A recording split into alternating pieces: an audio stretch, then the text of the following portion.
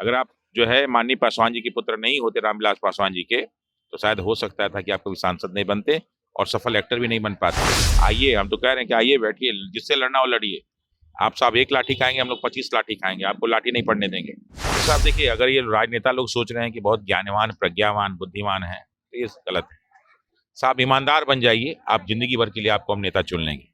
विवादों के बीच आखिर बीपीएससी ने रिजल्ट जारी कर दिया पीटी परीक्षा का। बीपीएससी 17वीं जो है पीटी परीक्षा की रिजल्ट जारी हो गए। इसको लेकर हम बात करेंगे, तमाम सवालों का जवाब लेंगे। हमारे साथ रामांशु सर हैं और सीधा सवाल हम जानेंगे। सर, विवादों के बीच आखिर रिजल्ट जारी हो गया, कैसे देखते? एक और विवाद बढ़ गया, विवादों में एक और विवाद जुड़ गया, विवादों में एक विवाद और जुड़ गया। ये तो पहले दिन से विवाद हो रहा है और विवाद बढ़ते जा रहे हैं, तो उसमें एक विवाद उन्होंने और जोड़ दिया। जिस प्रकार का रिजल्ट आया है, हम लोगों ने पहले भी कहा था कि साहब ये कहीं ना कहीं नाइंसाफी तो हो ही रही है, और हम लोग जो सारा का सारा काम कर रहे हैं, ये कोई स्वार्थ की लड़ाई नहीं हो रही साहब, ये न्याय और अन्याय की लड़ाई हो रही है।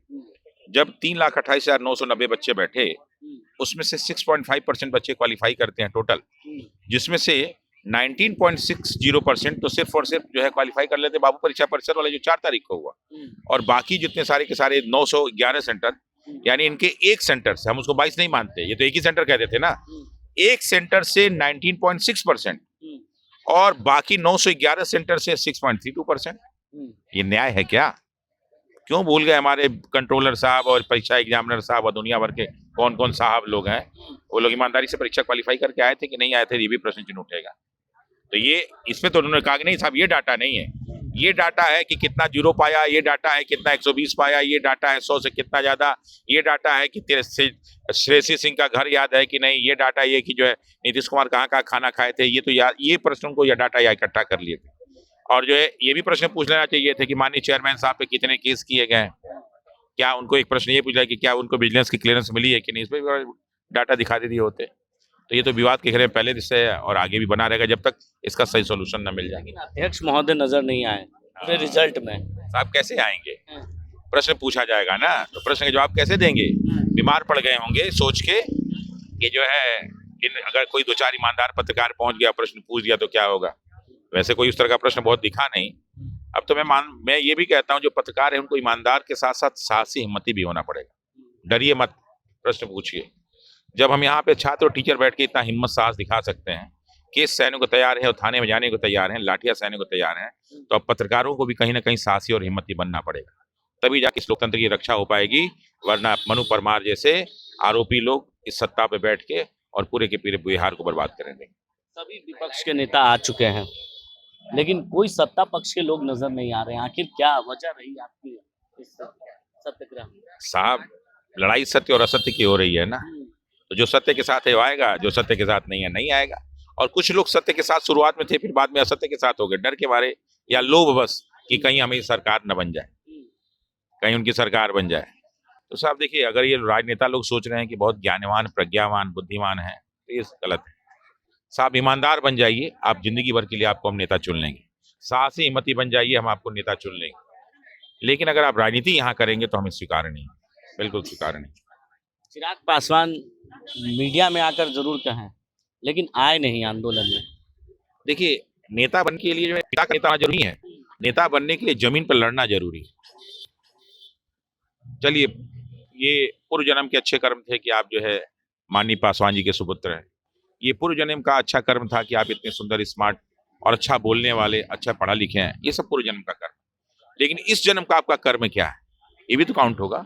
आप सांसद अपने पिताजी के नाम पे बने।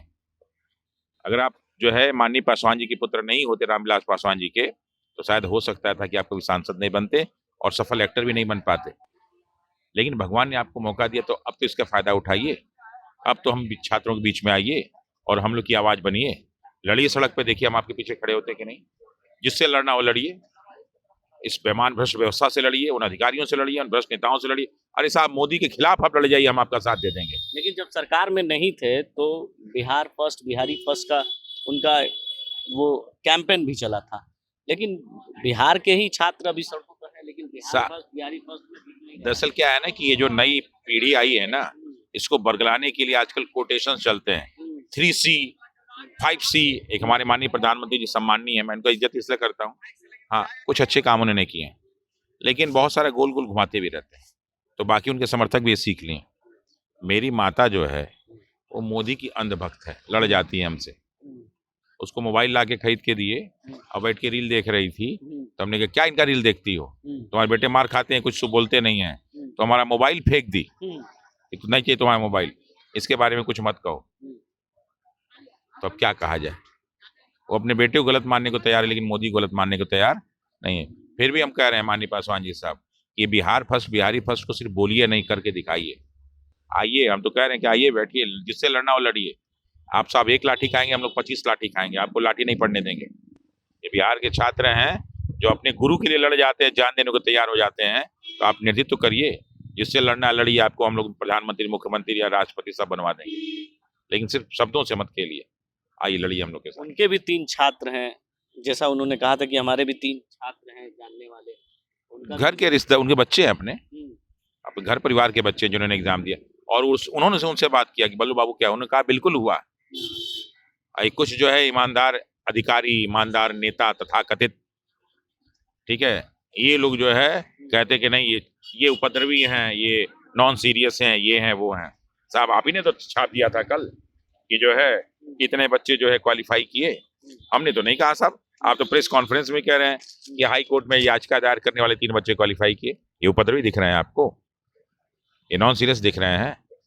और जो बाकी नहीं क्वालिफाई किए, कोई 0.33 से, कोई 1 नंबर से क्वालिफाई नहीं किया है, और वो भी इसलिए नहीं क्वालिफाई किया है, 4 जो क्वेश्चन आपने काटे हैं वो, और जो गलत क्वेश्चन सही नहीं किए हैं वो, अगर वो आज सही हो जाए तो यहाँ के मैक्सिमम बच्चे आपको सिलेक्टेड मिलेंगे, मैं दावा कर सकता हूँ इस बात का। तो देखिए हमारे साथ रमांशु सर थे, उन्होंने तमाम सवालों का जवाब दिया और चिराग पासवान को सीधे तौर पर उन्होंने कह दिया है कि वो हमारे साथ आंदोलन में आए, वो 1 लाठियाँ खाएंगे तो हम उनके लिए 25 लाठियाँ खाने के लिए तैयार हैं। भले बिहार फर्स्ट, बिहारी फर्स्ट का जो वो बिहार में कैंपेन लेकर चल रहे हैं, लेकिन जब बिहारी छात्र ही सड़क पर बैठकर आंदोलन कर रहे हैं तो उसके साथ क्यों नहीं नजर आ रहे हैं। विपक्ष के तमाम नेता तो आए, लेकिन उनका असर नहीं दिखा।